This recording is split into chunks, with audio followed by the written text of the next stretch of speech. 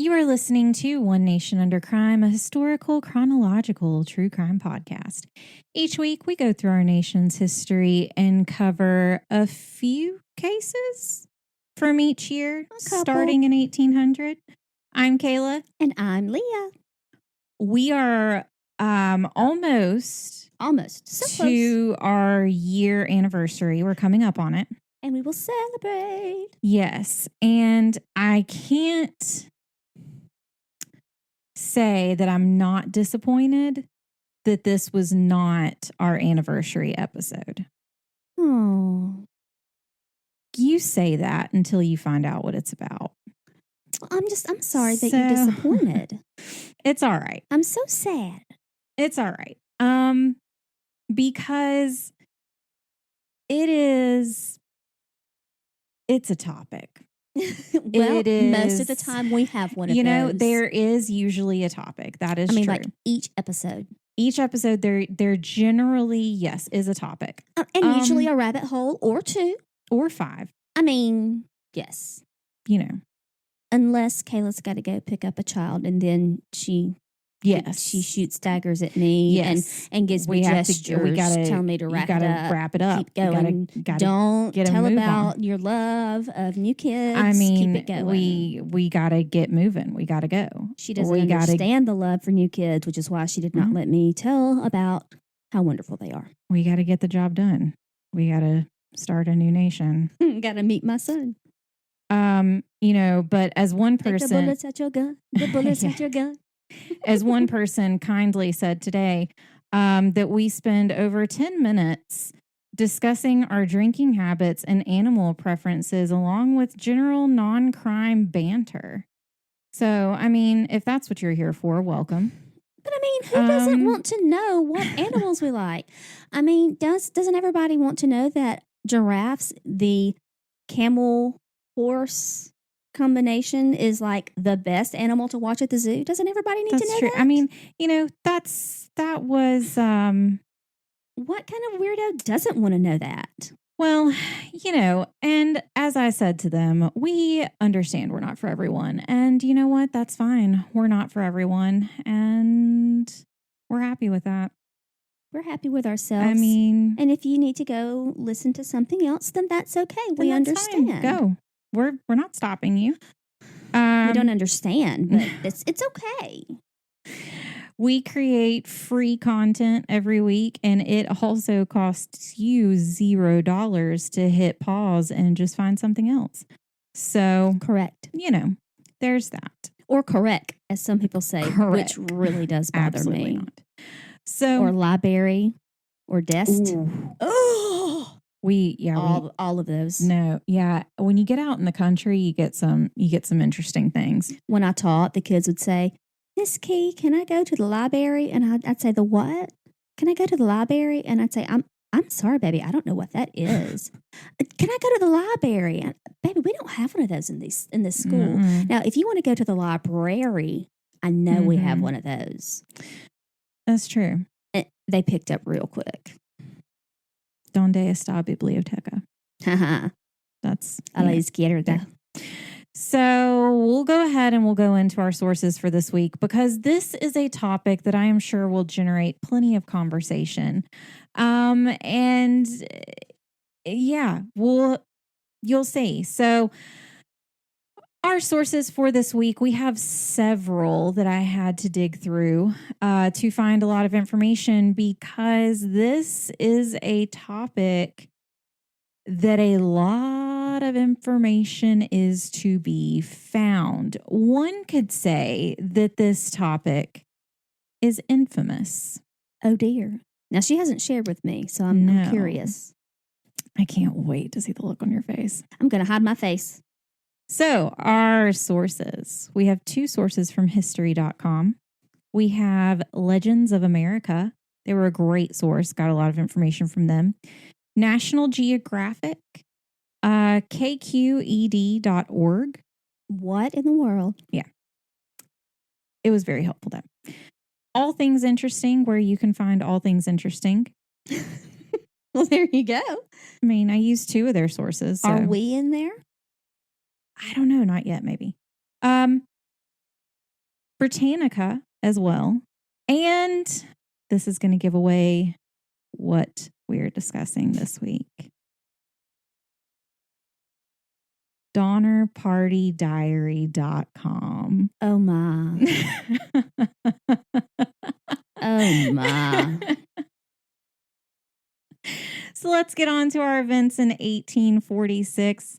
January 5th, the U.S. House of Representatives voted to stop sharing the Oregon Territory with the U.K. Well, I mean, all ours, not there is yours. January 21st, the first edition of the Daily News came out, which was Charles Dickens' newspaper. Huh. February 5th, the Oregon Spectator became the first newspaper to be published on the West Coast. February 21st, Sarah G. Bagley became the first woman telegrapher in the United States. Good for Sarah. She's a Pioneer. trailblazer. There we go. Speaking of trailblazers, what we're covering this week. Stop that. February 27th, the Liberty Bell cracked while being rung for George Washington's birthday. Is this the first time? No. Okay. Just more. Okay. May 4th, Michigan ended the death penalty in 1846. Wow. That's surprising. Was very surprised by this. There's only one person in Michigan since then that was put to death, and it was because it was federal, but the state itself has not put anyone to death at all since then, which is very intriguing. That is. And I don't want to sound hateful, whatever adjective you want to use. I wonder if their prisons are very overcrowded. I mean, most prisons in the prison system are very overcrowded. Mm-hmm. I mean, most are. I'm curious. I looked more into it and I didn't see anything regarding that. However, I don't know if that prevents you from being sentenced to death. Because, California doesn't have the death penalty, but I'm pretty sure Scott Peterson was sentenced to death and it was remanded to life in prison. Oh, I was going to ask if that became a federal case. I don't know. I don't know. I don't do all the law thing. So I have friends that do. So I'm not sure, but either way, May 4th, Michigan ended the death penalty in 1846, which is just so surprising. That's very early. Yes, very early. May 23rd, the Associated Press was founded in New York City. Gotta love the AP. June 5th, telegraph lines opened between Philadelphia and Baltimore. July 9th, the territory of the District of Columbia, south of the Potomac River, was returned to Virginia via an act of Congress. July 21st, Mormons founded the first English settlement in San Joaquin Valley, California. August 5th, the Oregon Territory was divided between the U.S. and the U.K. at the 49th parallel. So while they didn't share it anymore, they just halved it. Here's your half, here's mine. Exactly. Like when two siblings argue over something and you're like, you know what? We'll half having a cookie. We'll half it. And then you look at it to see which half is bigger. That one has more chocolate chips, but this one's gotta a little weigh it bit out. bigger. Gotta weigh it out. Mm-hmm. Let's see. August 10th, Congress passed the act establishing the Smithsonian Institution, which is now the largest. No, yeah, it is. Are you sure? But it's not just the largest, it's the world's largest museum and research complex. You could get lost there. Love Smithsonian. I mean, love it. We were just actually talking about this before we started recording and love it. September 10th, Iliad Howe received a patent for a lock stitch sewing machine. November 4th, Benjamin Palmer patented the first artificial leg, begging the question, can we still call him Judge Pegleg? It was an artificial leg, not peg leg. Like this one probably had True. like Exactly. A foot. So I don't think we can call him Pegleg anymore. Well, sure we can, because this was an actual leg, not a This peg is leg. true. This is an artificial This is leg, true. not a peg But leg. he could have upgraded. And good for him if he did, honestly. He's a yes. judge. He deserves it. Yes. Treat yourself. I got toes, Yeah. y'all. I mean, you know. No more gavel. I got toes. You know, is what it is. And then December 28th, Iowa became the 29th state of the U.S. Another shout out to our Iowan friends. Two of them. 2 Iowan friends. And we shouted them out last week. We're shouting them out again this week. Because they're so kind. 1846, you guys joined as the 29th state in the U.S. So this week, we are going to just jump right in. Oh, we are dear. not covering a specific region. One, because the region is very large, vast, as some would say. Ooh, And nice. There isn't a specific area for us to cover. So we are going to dig deep into one specific thing, though. We discussed the term manifest destiny a couple of episodes ago. And this idea is what encouraged the events that we are going to discuss in this episode today. So before we go into our topic today, I want to touch on exactly what manifest destiny is and why it was such a major influence at this time. Do you know it is so weird? I was thinking of that term earlier today. That's so funny. You knew I was speaking to you telepathically. That is so weird. I was speaking to you telepathically. That's what it was. Continue. I'm working on my telepathic abilities. Well, stop it. Well, you know, it worked clearly. Wigs me out. The term only came about a year before our case takes place today. So while it was just in its infancy, it made quite a large impact. Manifest destiny is essentially the idea that the United States was destined by God to expand its dominion and spread democracy and capitalism across the entire North American continent. In other words, while it might be a great term that sounds like you have a greater purpose, when we kind of look into the actual definition, it truly was simply a reason to justify forced removal of natives from their land and expand the footprint of the U.S. into these kind of unknown-ish territories that existed. I mean, honestly, if you think about it, that's what it is, because you're saying we are destined to expand this U.S. and spread democracy and capitalism. One, nothing good ever came from spreading capitalism. Like, let's be real honest here. Two, that's what you're saying, because what is in those unknown areas you're trying to democratize are people who have been there. Yeah. You know, and so it's kind of just like, oh, hey, we're going to use this term To make everything bright and to shiny. make it sound great. It's like rebranding. After the Trail of Tears, they're like, we need a rebrand. So, and I guess it did work in some ways when you truly think about it. Yeah.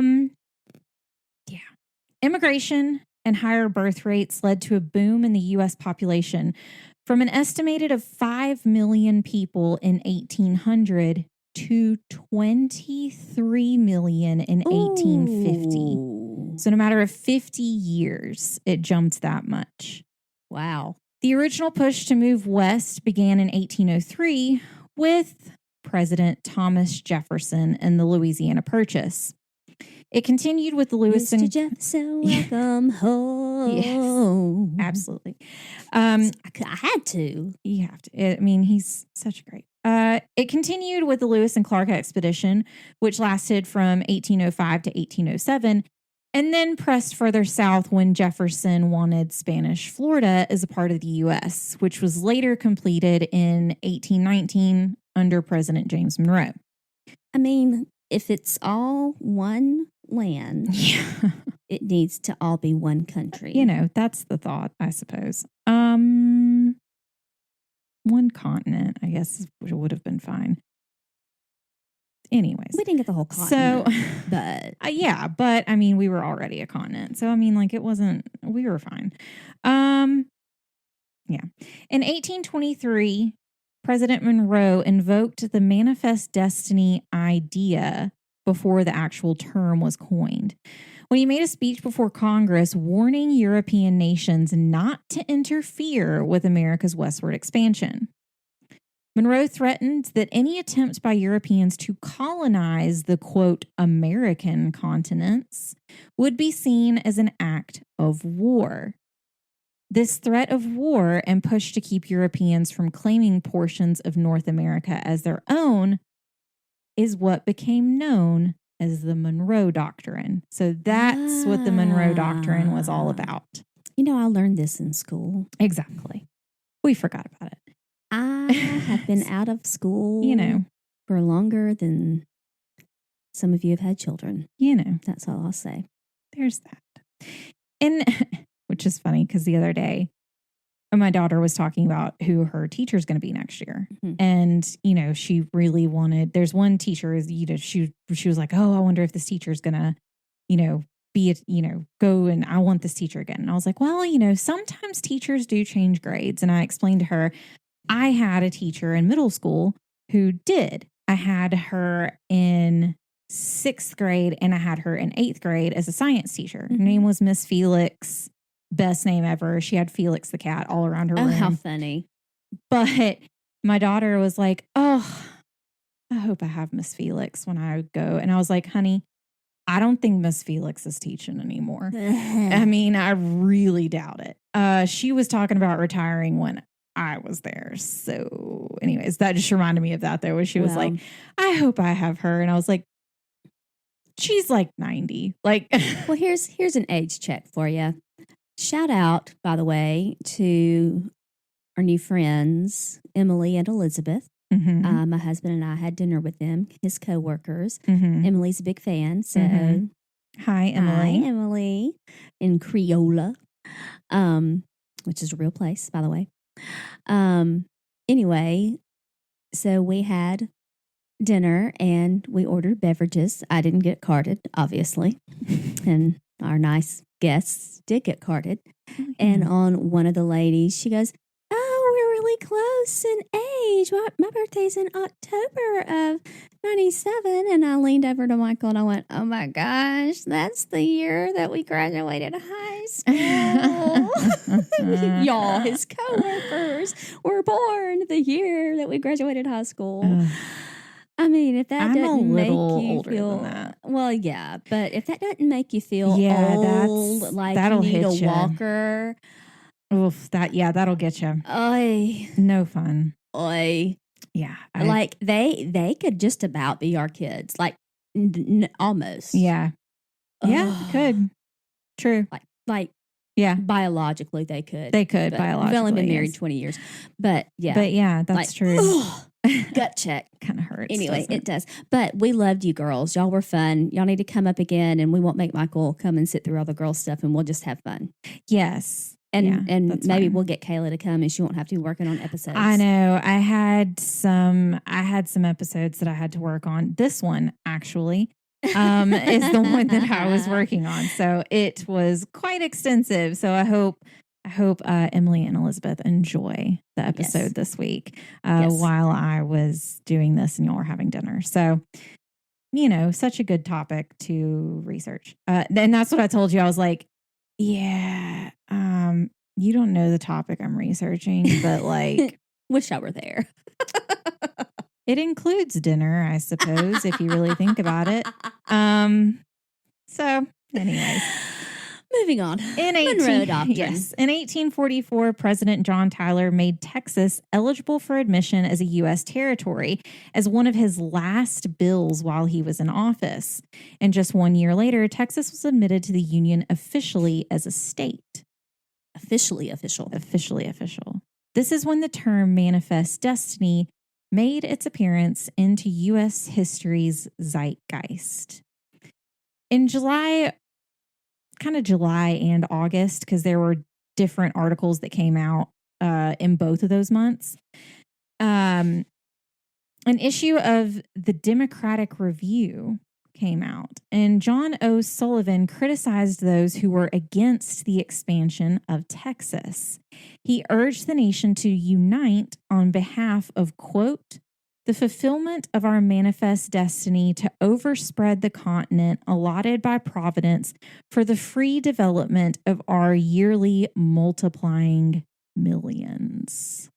I mean, I don't think that they were successful in not expanding Texas. No. Yeah. Well, he was saying like they should expand Texas, and he was speaking against the people who thought that we shouldn't. Oh, okay. I was like, because Texas big.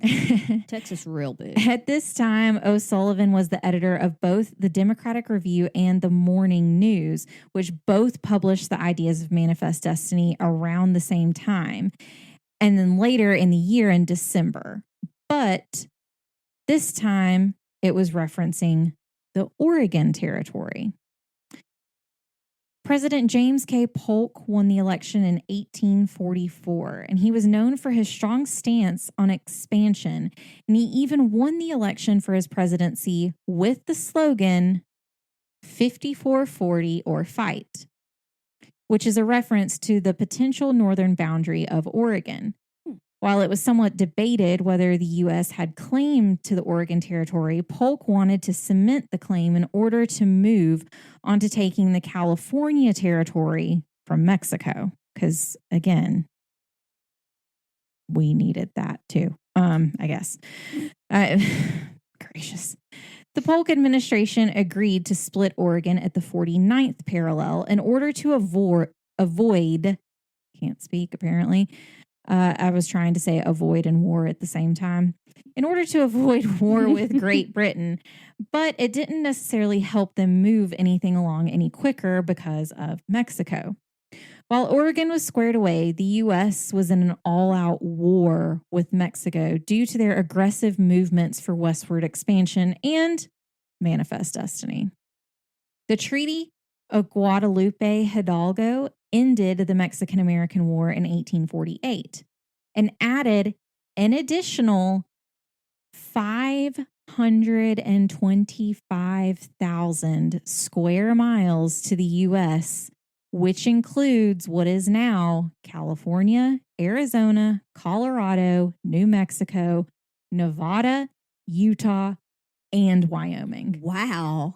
Those are some big states. Like just a couple. Like Wyoming and California in general. Like that's big. Yeah. But like, wow. All of this not only caused a war between the U.S. and Mexico, but it also led to the deplorable treatment of Native Americans, Hispanics, and other long-standing occupants of the territories that the U.S. took over.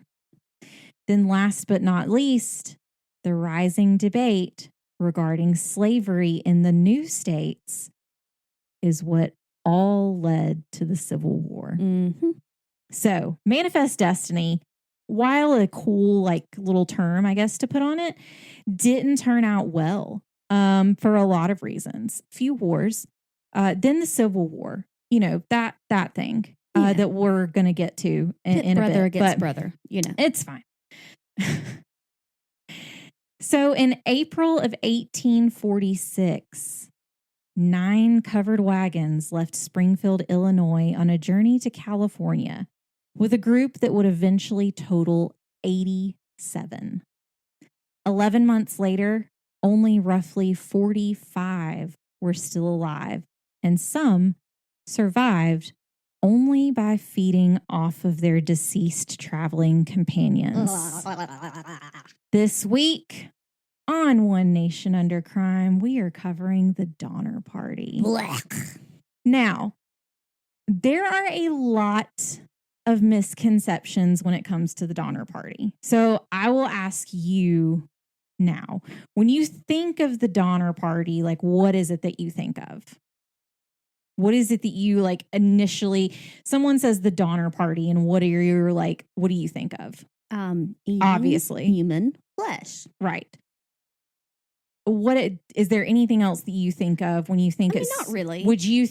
How many people would you think? I really don't know. Would have died? Would you think it would have been more or less?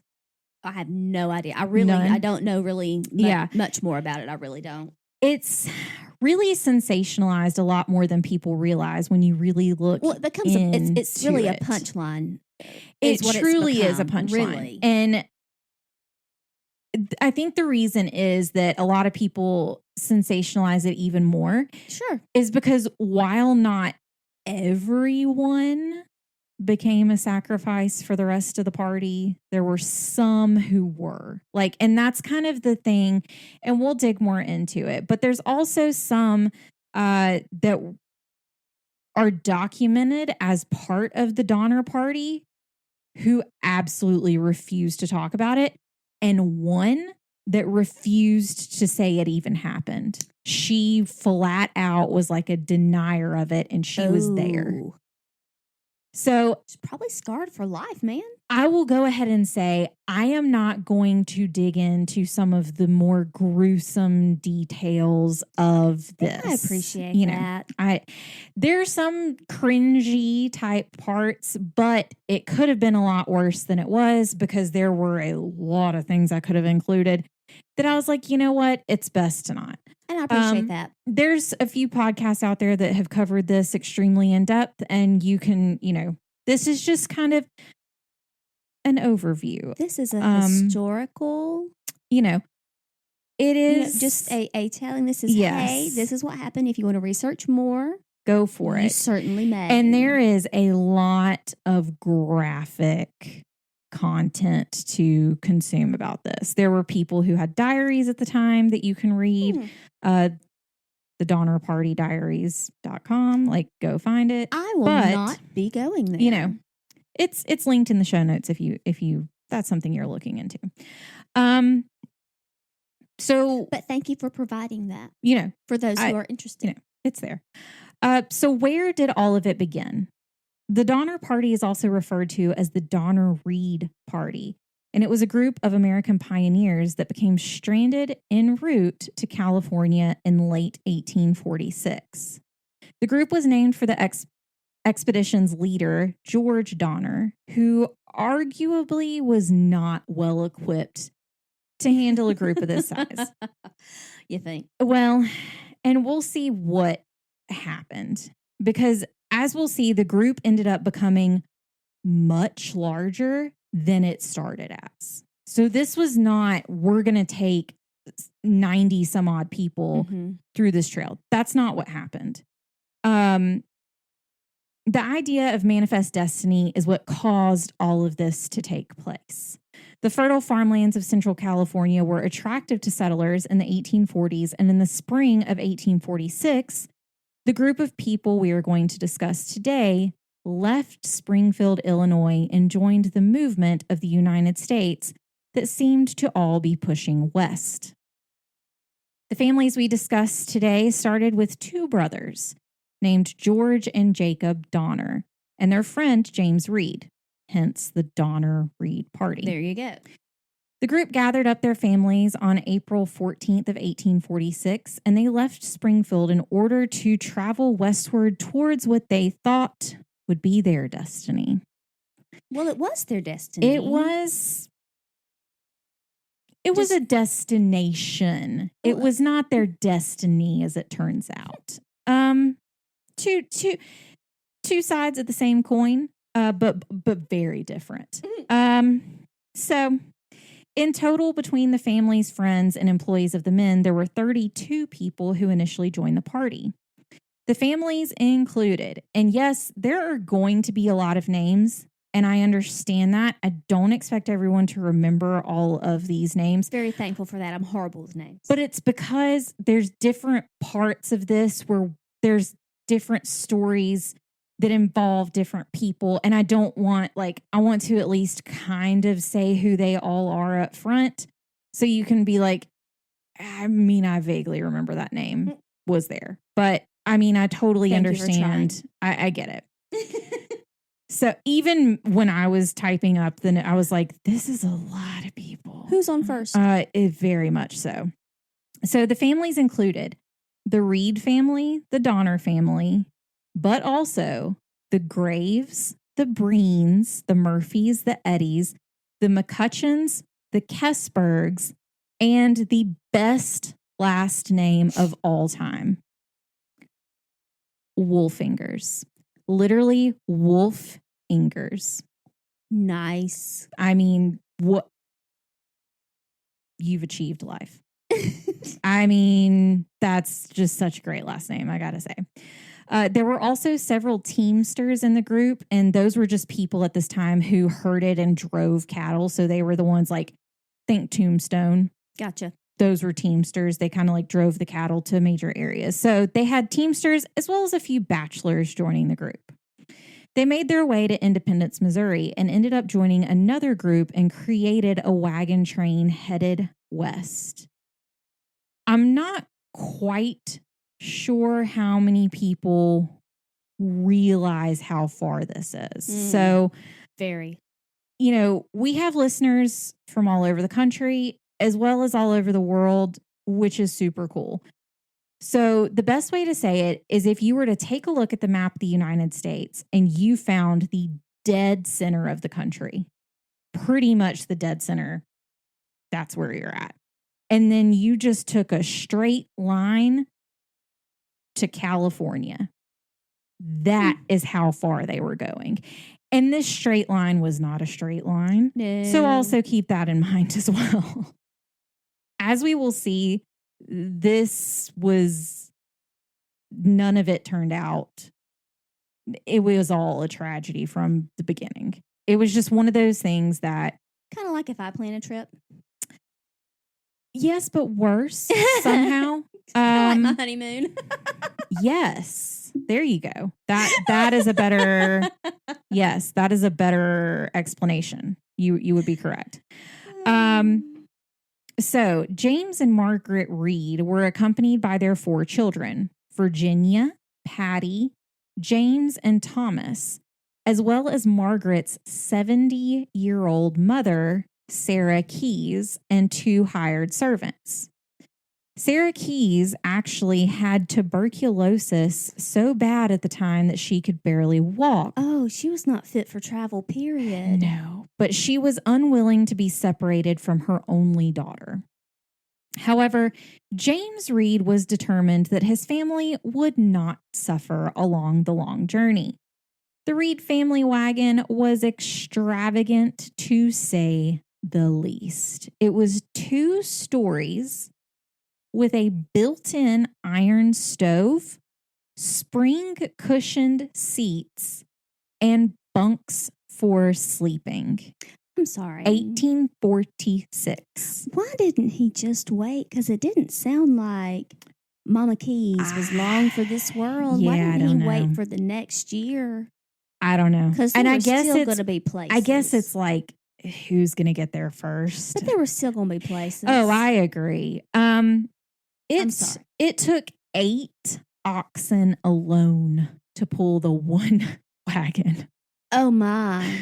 I bet he was the first one that they cut bait on him real quick. I'm sure. Reed's 12. That's just my opinion. Reed's 12-year-old daughter Virginia called it the Pioneer Palace car. Well, true. The group... I mean, if I was going to have to ride in a wagon, that would be the one I would be on. Princess going to be riding right. I'm just saying. I mean, not wrong. The group in all had 9 brand new wagons, and it was estimated that the trip would take 4 months to get to California, with, of course, like I said before, the first destination being Independence, Missouri, which was located as the main point for the Oregon and California trails. So that was kind of the spot of we're going to go from Illinois to Missouri. We're going to stop here. And this is going to be where there's 2 trails. We decide where to go. Wasn't that thing top heavy? I would think so, yes. I mean, the first river crossing. I would think so. I mean, I'm just going back yeah, to Oregon Trail, the game in my mind. Yeah, I don't know. That's what I thought as well. But yeah, I don't know. Okay, just thoughts going on in my mind. As I said before, the group also included George and Jacob Donner's families. George was a successful farmer at 62, along with his brother. The brothers were very adventurous and decided this would be their last trip to California. They had been at least once before that I could find. They were right about that. Yes. George Donner was traveling with his wife. Now, I'll say this here. I have found her name listed as in several different ways, all with similar spellings, but all could be said totally different. Nice. So I just went with the first one that I saw, and that's Tasmin. Nope. See, this is why I can't do this. These names. Tamzine. Similar, but like I said, it was listed so many different ways. It was hard to, if I saw a woman's name that started with a T, I was like, that's her. That's how I had to eventually narrow it down. Tamzine. Yes. Tamzine was his 3rd wife. And with them, they had their 3 children, Eliza, Frances, and Georgia. And George's 2 daughters from a previous marriage, Leanne and Aletha. Elitha. Aletha. It's pretty. It's different. Jacob Donner and his wife Elizabeth had their 5 children. Samuel, Louis, George, Isaac, and Mary. But they also had Elizabeth's 2 children from a previous marriage, William and Solomon Hook. As you see, the children are piling up on this journey. That's a lot of children. Lots. Just in the Donner group alone, that's a lot of children. Then you have the Reed family that includes their 3 children. I mean, children are already outnumbering adults, which we've discussed is not a good thing. And now we're going through the wilderness. I mean, great ideas all around. I just saying. 2 of the teamsters were named Noah James and Samuel Shoemaker, who brought a friend with them named John Denton. Like I said, I know this is a lot of names. They all end up coming back up later, so that's just kind of why I'm laying out who they are now. It was 3 weeks later on May 12th of 1846 when the group reached Independence and resupplied. There was a giant thunderstorm, and a week later, they joined a larger party who was headed up by Colonel William H. Russell. This increased the group size to 87. So did they intend on meeting up with him? No. They were kind of headed in the same direction, and it was kind of one of those things. But Colonel William H. Russell was the one that was heading up the entire venture. So they just kind of were like, oh, this guy kind of seems like he knows what he's doing. We'll go with him. We'll see how this goes. Safety in numbers. Yeah, safety in numbers. They kind of seem like they know their stuff. So we'll go along with them. It wasn't long before the group had its first death. On May 25th, near Maysville, Kansas, you can probably guess who it was. Mama Keys. Sarah Keys, the mother who had tuberculosis, died and was buried next to Big Blue River. The group then built rafts to cross the water with the wagons, and then they were on their way again, following the Platte River for the next month. Oh, yeah. It was not a short journey. Eventually, Colonel William Russell stepped down as captain of the group, and the position was filled by William Boggs. Lots of Williams, as always. They encountered a few problems along the way, but eventually reached Fort Laramie. Do we know why he stepped down? There was some discontention in the ranks, from what I understand. Usually there is. Yes. And I think it was kind of like, not my monkeys, not my circus. I'm a step down. Like, it was kind of one of those things of like, fine, I'm not dealing with it. I'm a colonel, so that's why they chose me to begin with, and like, it's not even that deep. So I'm a dip. Like, I think that's kind of what it was. I don't blame him. So they did eventually reach Fort Laramie only a week behind schedule on June 27th. Interestingly enough, once at Fort Laramie, James Reed ran into a friend from Illinois whose name was James Clyman. Clyman had just traveled a new route with Lansford Hastings. He made it very clear to James Reed that they should not take the Hastings Cutoff, stating that the road was barely passable on foot and there would be no way for wagons to cross, not to mention the desert and the Sierra Nevadas that would also have to be tackled along the way. And this was the Hastings Cutoff is what he told him to not take. Was this what they had planned to take? No. Okay. Not from what I understand. Okay. I think it was kind of up in the air as to what direction they would take. There was this new cut through that was called the Hastings Cutoff. And so it was kind of like, you can take this path or you can take the one less traveled by. Kind of one of those things. And supposedly, allegedly, this cutoff would save time. So that was kind of the big pull towards it. His friend strongly suggested that the party take the normal trail rather than this new route. On July 11th, the group left Fort Laramie and they were eventually met by a man at the Continental Divide carrying a letter from none other than Lansford Hastings.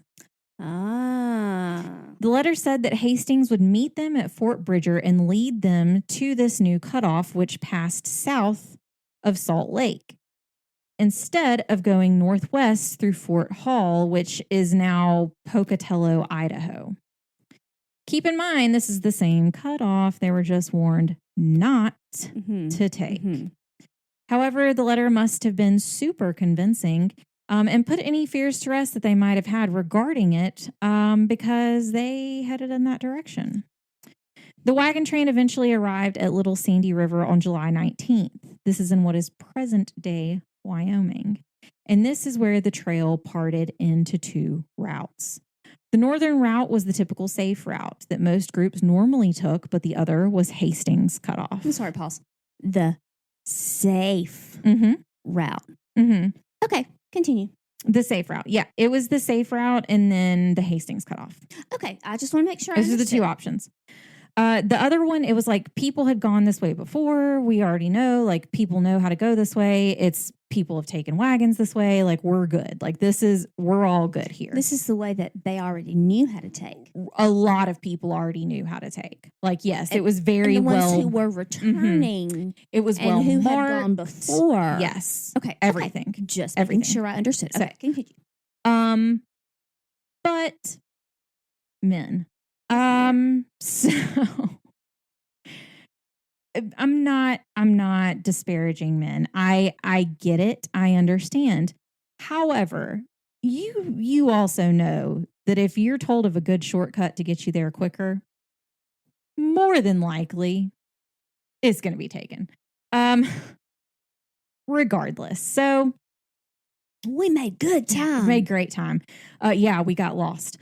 There must have been a portion of the group that didn't trust Hastings' letter because a large portion of the 87 members took the safer route. But the group that decided to take the Hastings route decided George Donner would act as their captain on the trip, and soon after, they began their route. They did end up reaching Fort Bridger on July 28th, and this was where they were supposed to meet up with Lansford Hastings. But there was no sign of a Mr. Hastings to help them along their way. There was a note that was left behind at the fort, and the note said that Hastings had already left with another group and that any travelers who showed up afterwards should hurry along the trail to catch up with them.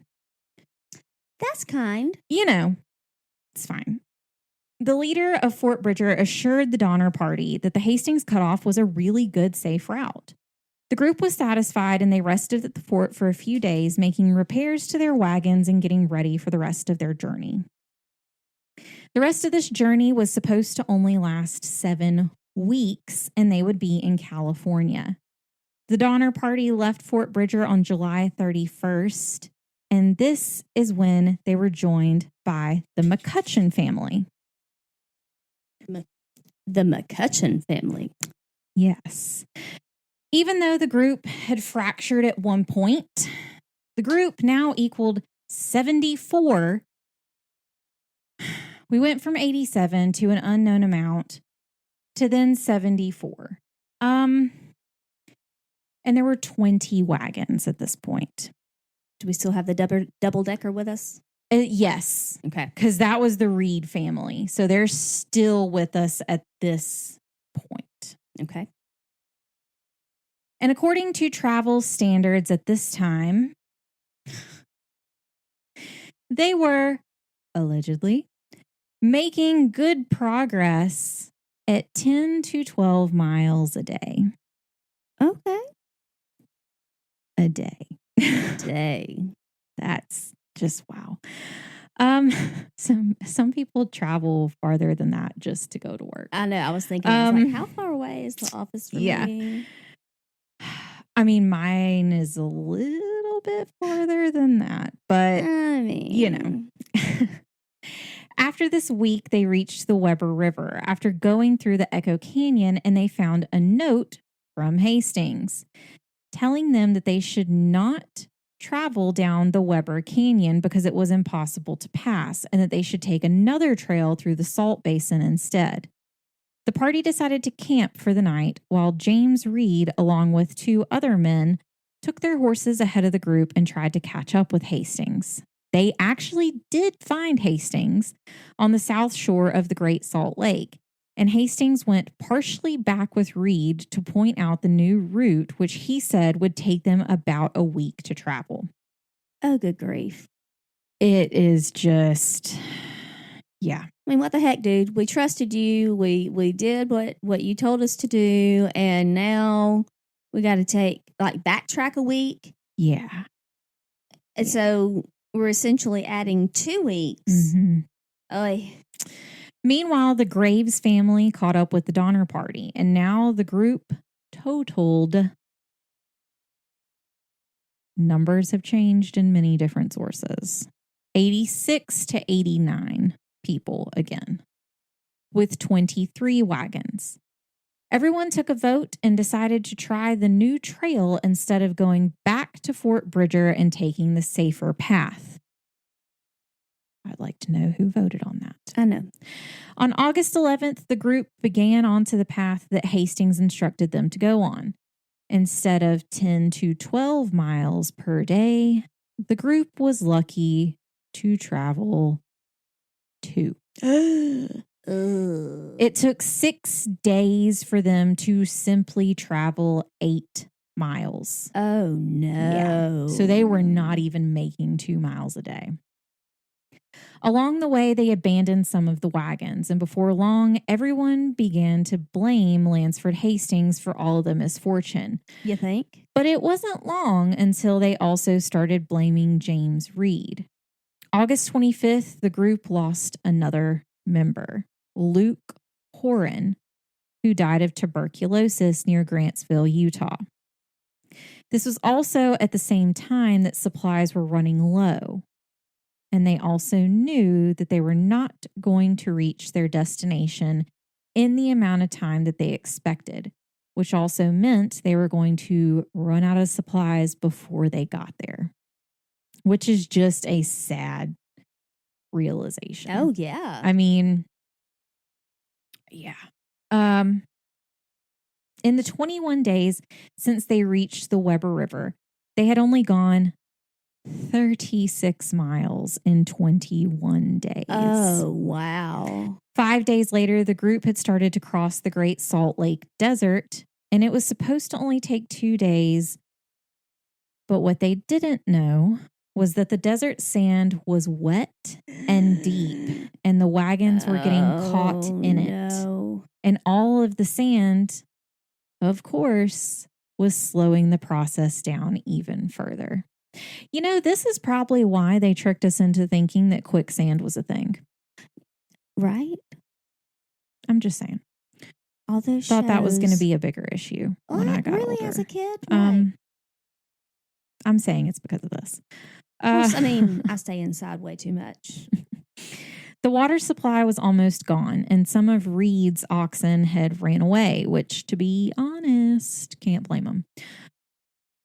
When they finally reached the end of the desert 5 days later instead of 2, they rested at the base of Pilot Peak for several days.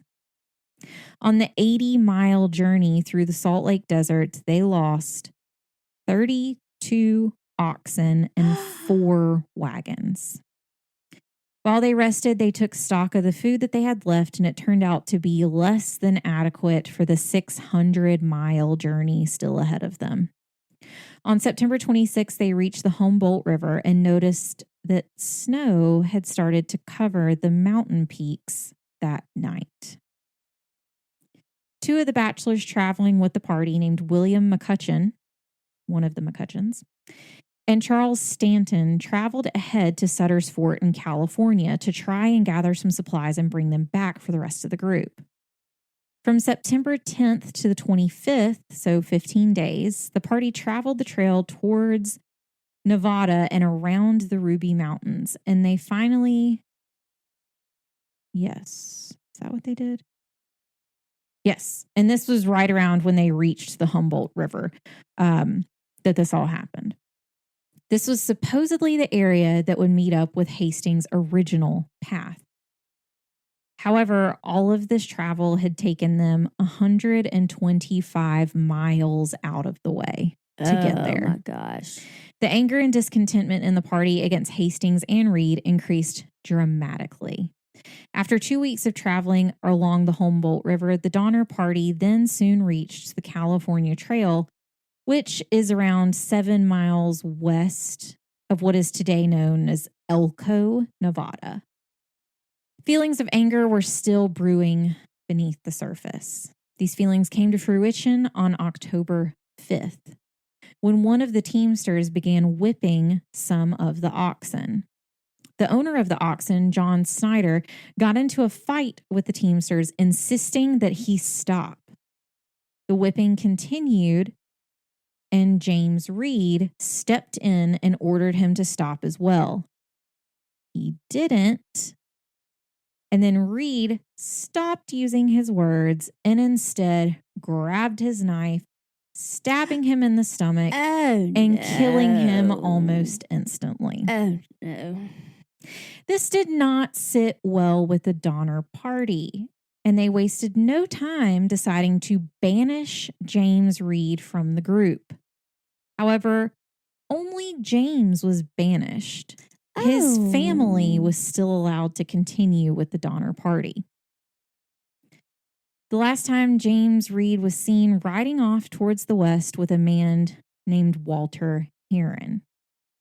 The group continued traveling with their animals exhausted. Everyone was kind of just forced to walk if you could. So they were like, you can't sit on the wagon anymore. You got to walk. Like, the animals are too exhausted. We got to get there. We got to take off as much weight of them as we can. So if you can walk, you got to walk, period. Like, this was not the life for me. No. It was, no. Just 2 days. You're like, no, that ain't princess. Just 2 days after the murder, one man with the last name of Hardcoop, who had been traveling with them. That's a name. I know, right? Hardcoop. Yes. He had been traveling with them, and he could not keep up with the rest of the party due to his severely swollen feet. I'm thinking gout. Possibly. based on what I read about it, that's what I'm kind of leaning towards as far as that goes. He began to knock on wagon doors, but no one would let him in. The last time he was seen, he was under a large sagebrush, unable to walk, tired, and he was left there to die. Bless. That's so sad. The misfortune kept coming on October 12th when the oxen were attacked by local Native Americans. The poison-tipped arrows took out 21 of the cattle. Oh, my goodness. Just 4 days later, they reached the gateway to the Sierra Nevadas, and they were almost completely out of food.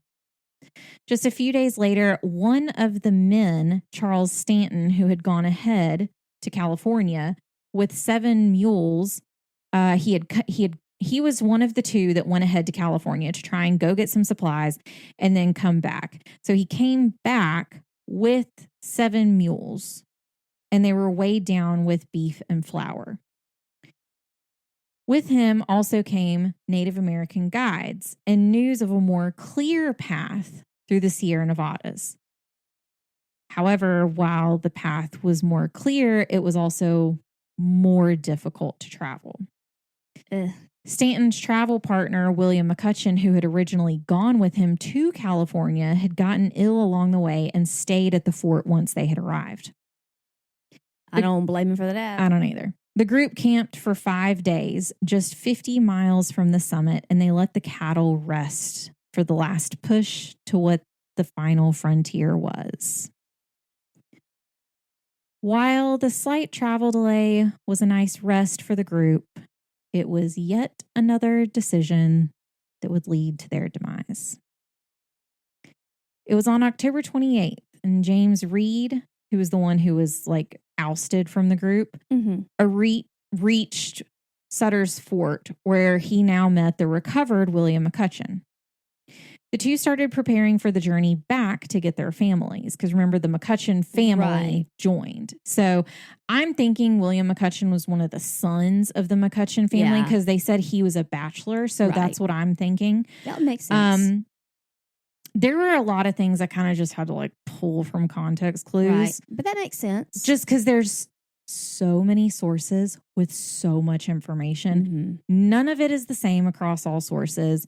It's like there's bits and pieces here and there. Like, it would take forever to like. But I mean, it would make sense for a large family, and hey, Dad, I'll go. Yeah, exactly. Yes. So after the group was well rested, they continued along the trail, and it wasn't long until George Donner's wagon axle broke, and he ended up falling behind the rest of the group. 22 people consisted the entire Donner family, because remember, there were 2 brothers. Right, and then all the pastoral children. Then all the people. So just the Donner family alone was 22 people. That's a lot of people. That's a lot of people. A lot of people. So they stayed behind, and the rest of the group carried on ahead.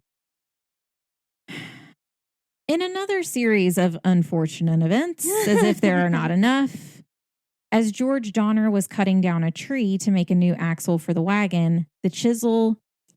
Oh, dear. Yeah. Oh, dear. This is not sounding good. I'm afraid. Cut his hand open, causing them to fall further behind. Ugh. The rest of the group that had gone ahead was traveling along a lake. Just a little foreshadowing. This lake is now known as Donner Lake. And it began to snow. The group had tried to travel ahead and made it as far as they could, but ended up on a steep incline, not able to go any further. They retraced their steps backwards and found that an additional 5 feet of new snow had already fallen. They tried to pass several times in an attempt to get through the heavy snow and eventually had to go to the east end of the lake. Once there, they were finally on level ground, and they were in the middle of the woods, which would provide adequate resources to help keep themselves warm. There was one abandoned existing cabin there when they arrived, and they ended up building 2 more cabins. That was very quick to build cabins. They just said it like it was no big deal. They built 2 more cabins. It's fine. I mean, wow. Frontiersmen. Yeah. After all, they had 59 people at this point that they had to shelter. The only thing that they could do now was wait for the snow to melt so that they could continue. The Donners had still not caught up, and they were about 6 miles behind the group. They built tree shelters from quilts. So they had to build, not only did they build like these cabins, but then the Donner Party had to build their own shelters to try and figure out because they didn't have any cabins. They didn't have any room to build those. So they started building different shelters for themselves along the way, from quilts, tents, buffalo robes, branches, brush, and pretty much anything else that they could get their hands on. Ahead on the lake, the group tried twice more to get through the pass, but they were not able to with the harsh conditions. They went back, realizing that they were going to be stuck for the winter, and several more small cabins were built, which all had to be shared by more than one family. On November 20th, Patrick Breen, who had joined the group in Independence, began keeping a diary that he continued until March 1st. His account of the winter of 1846 to 47 is the only contemporary written record of the Donner Party's ordeal. Ugh. During this time, James Reed and William McCutcheon were still trying to get back to their families and had made their way back up into the mountains trying to rescue them. But 2 days after they started out, it began to rain. And as they made it farther up the mountain, as it does, the rain turned to snow, and just 12 miles from the summit, they couldn't go any farther. They returned to Sutter's Fort in the hopes that they could convince other men to come with them with supplies to try and rescue the group. But, unfortunately, the Mexican War had just started, which drew the rest of the men away from the fort, and any further attempts to try and rescue their families had to wait. Because they didn't know how many oxen had been lost, the men thought that there would be adequate supplies and meat to last them several months. And while they were worried at this point, they were not overly concerned. Because, think about it. By this time, they've lost over 30 oxen. So, yes, that's plenty. That's fine. But they didn't know they were gone. They were like, they should be fine. We're not super worried. Yeah. They were wrong. Obviously. It was November 29th, Thanksgiving. And the group at Donner Lake killed the last oxen for food. Oh, no. Any hopes of leaving over the next few days were quickly diminished as snow just kept falling. Several of the other animals that they had brought along their way had run away from the camp, or they were simply lost underneath the snow. Oh. And after just a few days, the remaining cattle they had with them, so not the oxen, but just the remaining cattle, had to be used for food. At this point, the group had begun eating boiled hides, bone marrow. Bone marrow, actually not bad. Yeah. My boyfriend made a little crostini. Can't talk about it. It was too good. Michael likes marrow too. Based on what we're about to discuss, can't talk about it. They also ate twigs and tree bark. Mm-hmm. They trapped some field mice that they could.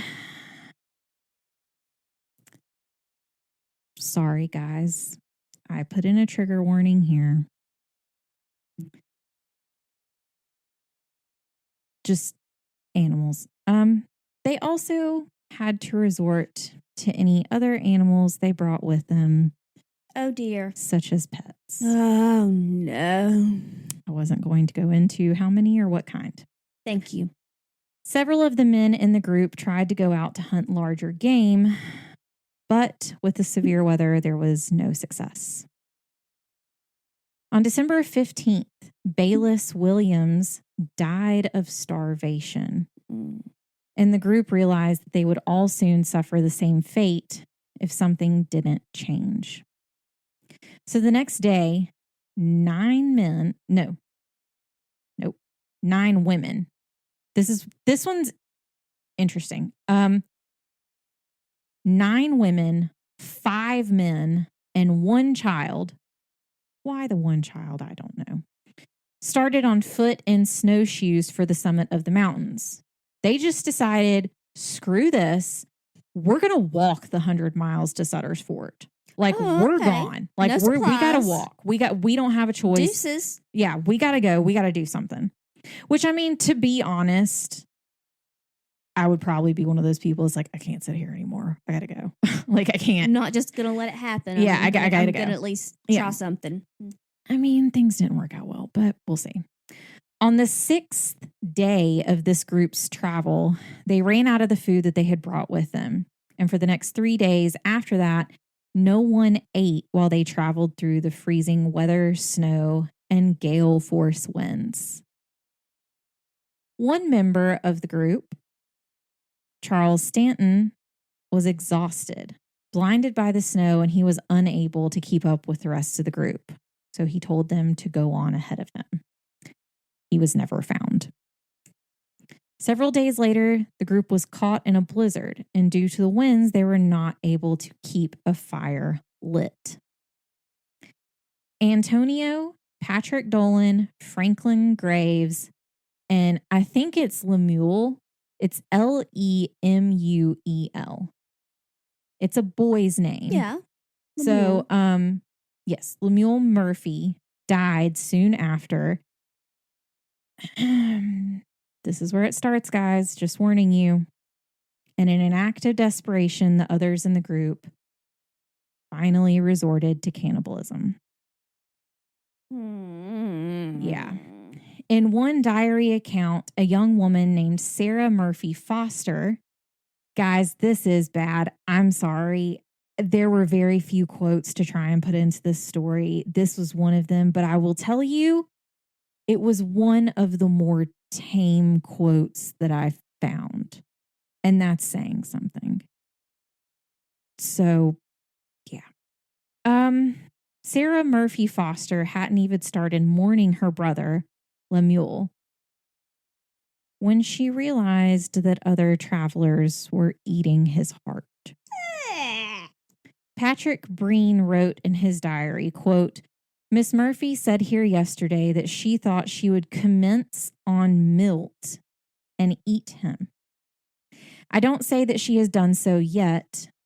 It is so distressing. And Milt was another young man in the group who had also died. And Sarah was like, she was super resistant to any of it and didn't want to do it. And she was the one that saw her, her brother was Lemuel. And so she told him, she was like, I might do it. Like I might do it, but I can't. Like she was having a really hard time with it. Understandably. Well, hunger does things to people. Right. But I will say this, and we'll get to it in a bit. There is one silver lining to this, and we'll get to it. But I would be concerned if you didn't have a little bit of a struggle. Yeah, I would be concerned if you didn't have some resistance to the thought of eating human flesh. I think a lot of people did, from what I gathered from everything I read. We'll get more into it once we kind of get through this, because there's some other insights that are kind of throughout. Of the 15 people in the group that decided to walk, only 7 remained. Yeah. And only 2 of the men survived. And 5 women. So in saying that, my assumption is, from the way that it is phrased, that the 8th might have been the one child that went with them, because it's not mentioned the other one that died. Mm-hmm. I'm thinking it's the one child that also died along the way. So, yeah. I did find one interesting, we'll say that, story from the group. This group was called, quote, Forlorn Hope. There were a few different names for groups. We'll see that going through this. In this group, 2 Native Americans by the names of Salvador and Luis were traveling with them. Like Luis. They had joined the group shortly before they were trapped in the blizzard in the Sierra Nevadas. And they had set out with the group traveling on foot to try and rescue the others that were traveling on foot. Oh, dear. Bless them. I mean, their heart was in the right place, I guess. Not for long. But after... bad joke. Yeah, bad joke. But after the first several days, the group found nothing. They were also starving, and one man in the group warned Luis and Salvador that the others might kill and eat them. Smartly, the 2 men ran. The hungry travelers quickly followed their trail in the snow and found them collapsed in exhaustion. Almost immediately, they killed and ate them. These... I told you there was kind of a silver lining. Kind of. Not really, but kind of. 1, garbage that they killed the only Native Americans in the group. Whatever. I mean, we've discussed it. That went out to help them. Yeah, to help them. So, came there to help them in the first place and then ended up trapped there. But that's, yeah.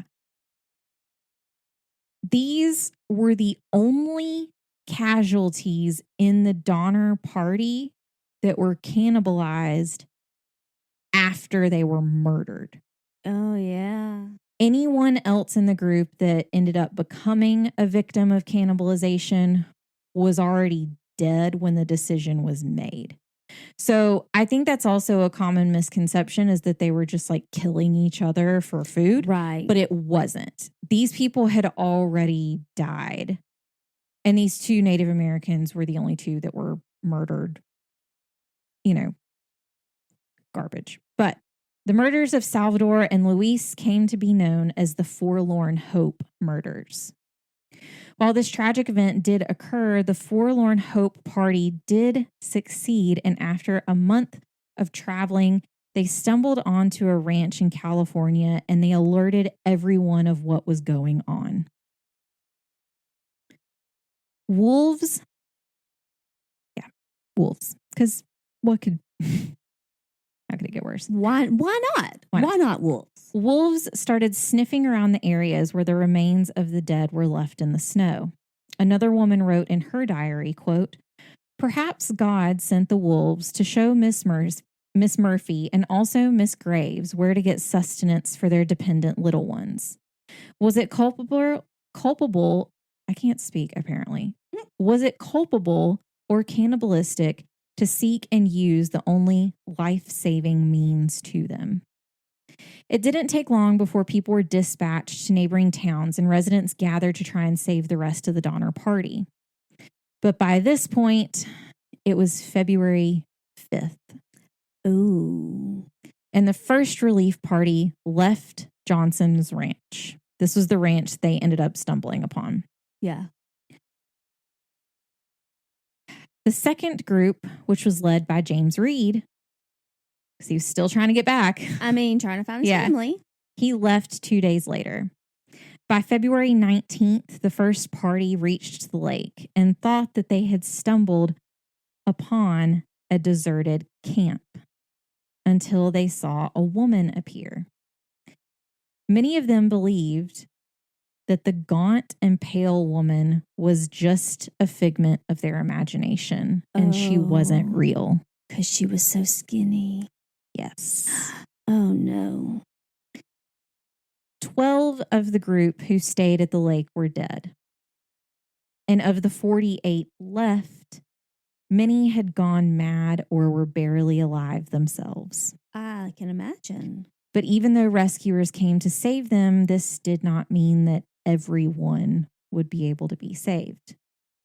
Because not everyone could be taken at once, because pack animals couldn't be brought in with them due to the weather conditions. They did bring some food and some different supplies, but not many. They didn't realize how bad it really Sure. had gotten. Let's see. Yeah, just... I mean, who would imagine? Yeah. The first relief party left with 23 travelers. But during their travel back to Sutter's Fort, 2 of the children died. No. When the first relief party was on their way down the mountain, they were met by the second relief party coming the opposite way. And here's a good silver lining. At last, James Reed was finally reunited with his family after 5 months. Wow. Yes, so they were reunited. Well, that's happy. Yes. By March 1st, the second relief party finally arrived at the lakeside, where they found more evidence of cannibalism. The next day, they arrived to find that the Donner Party themselves, because keep in mind, the group by the lake and the actual Donner Party are 2 different groups at this point. Right. The Donners are by themselves. They're all related. Keep that in mind. So you technically have 2 groups. You have the lake group and the Donner Party. 2 things. Just making sure that is clear. When they arrived to find the Donner Party, they learned that they had also resorted to cannibalism. Oh, no. The second relief party left with 17 of the starved travelers, but only 2 days later, they were caught in another blizzard.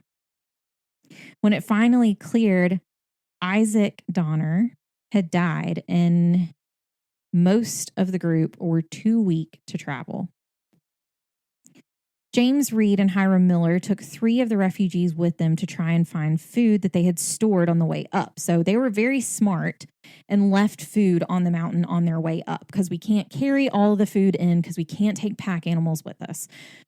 So on our way up, we're going to try and store food along the way because we can't take it all with us over the mountain.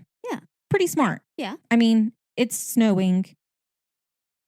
Reasonably, it's going to stay. Logic. It's going to keep whatever it is. Unless animals will get into it. But Exactly. Let's try not to let that happen. Right. Logic. I like that.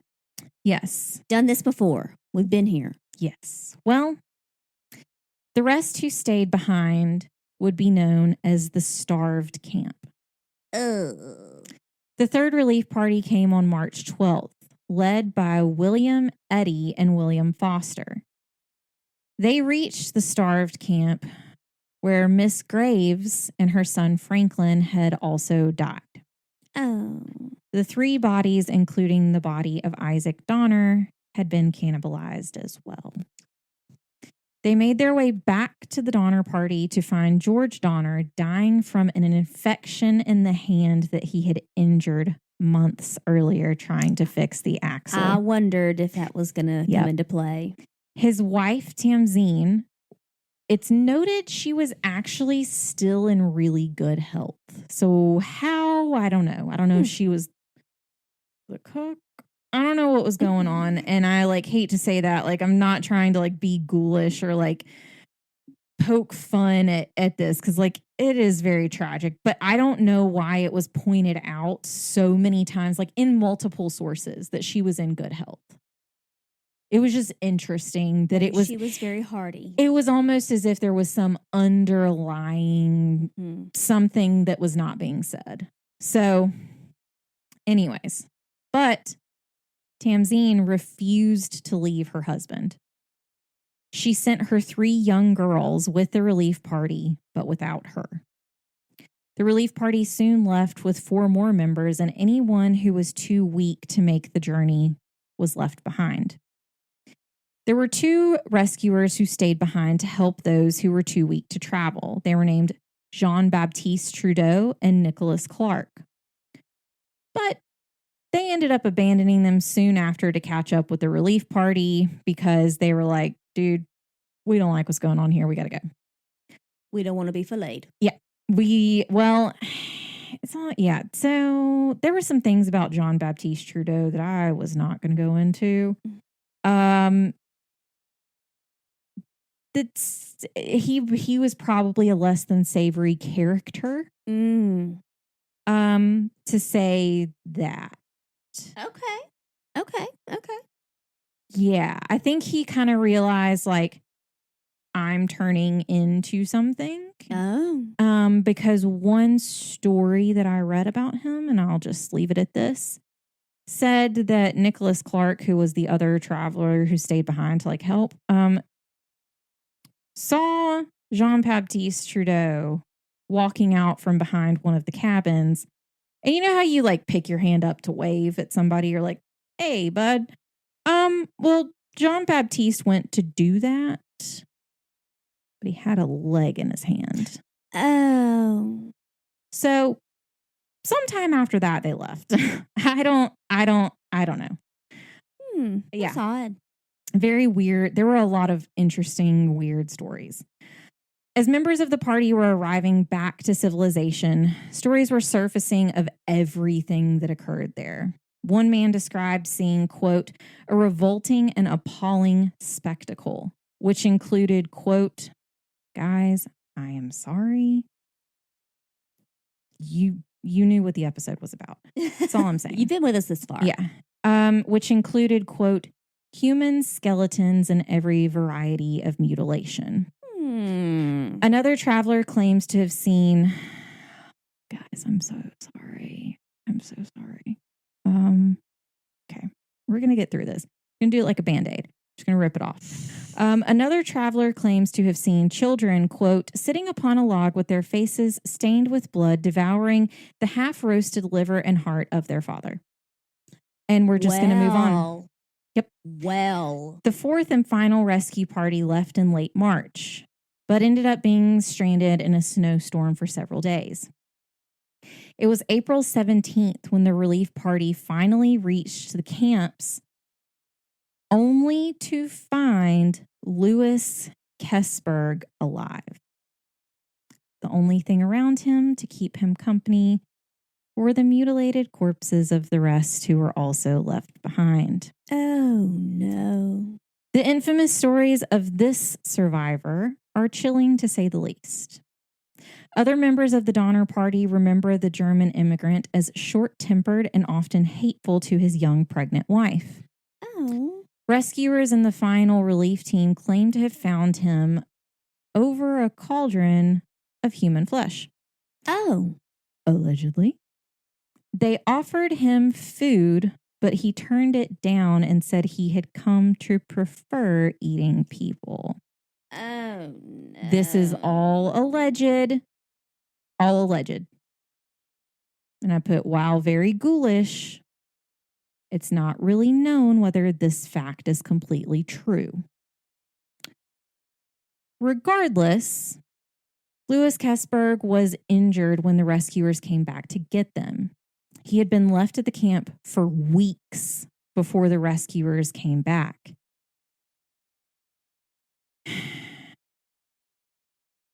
But when he was left, there were other people with him? But alive? Keep in mind, they also said that everybody else, everyone had died before anything like that happened. So I don't know. Keep in mind, they kept leaving the people who were too weak to travel behind. Well, that's true. I just wanted to make sure that I understood. Yes. This is sad. Sorry, guys. Anyways. But this is sad. So while I was saying, like, yes, there's some pretty bad stories about Louis Kesberg. Yes, he was a problematic person and character. This is still sad nonetheless. I will say that. He had sent his daughter ahead of him with a previous rescue party. But he was unaware that his daughter did not make it back and that she had died along the path. Oh. As the group was on their way back with Kesberg, he sat down to rest. As we said, he was injured, remember? Mm-hmm. He noticed a piece of cloth sticking up from the snow. Oh, no. And pulled it out only to find that what he exhumed was his own daughter's body. Oh, no. He didn't know she was dead. They didn't know because there's so many people. They didn't know who went with who. Who went with who. Sure. Yeah. So, yeah. Kesberg was the last remaining member of the Donner Party to arrive at Sutter's Fort on April 29th. Wow. After 2 months and 4 relief parties, the surviving members of what is now known collectively as the Donner Party were finally reunited. In total, 41 died on the trip and 46 survived. Only 5 had died before reaching the mountains. 1 died after reaching the valley after being rescued, and the other 35 either died at the camp or trying to cross over the mountain. So these were also the same people who died as they were being rescued. So 35 total.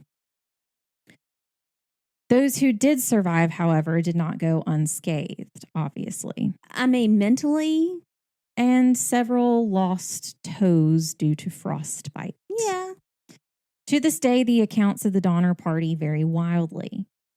Many survivors who told their story in the beginning ended up contradicting their stories later, and several even retracted what they had originally said. And as I said, one of the younger girls in the party refuses to even, or refuse. I'm not sure if I'm pretty sure. Anyways, I know what time this was. I know she wouldn't be alive now. I'm saying even in her later years, like she still refused to say any of it happened, even though she was there. She was young. She was very, very young. I want to say she was one of the youngest in the party. I don't blame her one bit. Yes. It was all a nightmare. Yeah. And I guess that's how you cope, seeing all of that young. I guess that's what you do. Heck yeah. However, the firsthand accounts of rescuers and witnesses, as well as the researched opinions of journalists and historians, confidently say that as many as 21 people were victims of cannibalism. Regardless, the story of the Donner Party spread like wildfire across the country. Newspapers started printing letters and diaries of the travelers and the events that happened along the way. Several blamed Lansford Hastings for the entire tragedy. I do. While others laid all of their blame on James Reed for not heeding his friend's warning about not taking the route. After everything came out, understandably, travelers opted to not take Hastings Cut Off. Duh. But in January of 1848, gold was discovered and the rush west began once again. By the end of 1849, more than 100,000 people had gone to California in search of gold right near the area where the Donner Party had suffered their grisly fate. As I said before, the lake is now known as Donner Lake, and it is actually a very popular mountain resort near Truckee, California.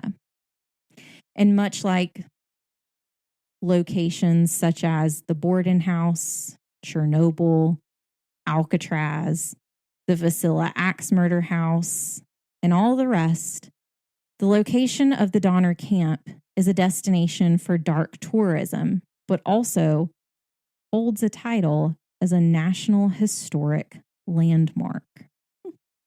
The state of California has justified memorializing the site because the event was, quote, an isolated and tragic incident of American history that has been transformed into a major folk epic. The Donner Party is a story where humans turn to cannibalism due to starvation, and there are plenty of cases that this can be found in history. One of these instances includes the Andes flight disaster in 1972 and the siege of the city of Stalingrad during World War II. In instances of extreme stress and desperation, as well as starvation, cannibalism can often be found, even though many don't want to talk about it. Well, no, you don't want to talk about it. And that is the Donner Party. So, nice. Yeah. I left a lot out. I'm glad. So it is rough. So if anybody goes and searches for anything, you will find the links to the websites that I sourced for this on our website. But you're not going to find anything too gruesome there. But you can go to onenationundercrime.com to find any and all ONUC information you are looking for. Yes. You should know where to find us on all social media by now. And go leave us a 5-star review on Apple Podcast, please. And thank you if you have not already. We will send you stickers in the mail. Just let us know and we will send them to you. We have a Patreon. And if you want to be one of the cool kids, you can go and join our Patreon as well. And you will greatly help us with the cost of making and hosting the show. We would greatly appreciate it. Very much. We appreciate you guys for listening to this week's episode of One Nation Under Crime. We will see you here, same time, different crime, next week. And remember, there isn't always liberty and justice for all, especially if you take a cutoff that your friend clearly told you not to take. Pay attention, people. Goodbye. Bye.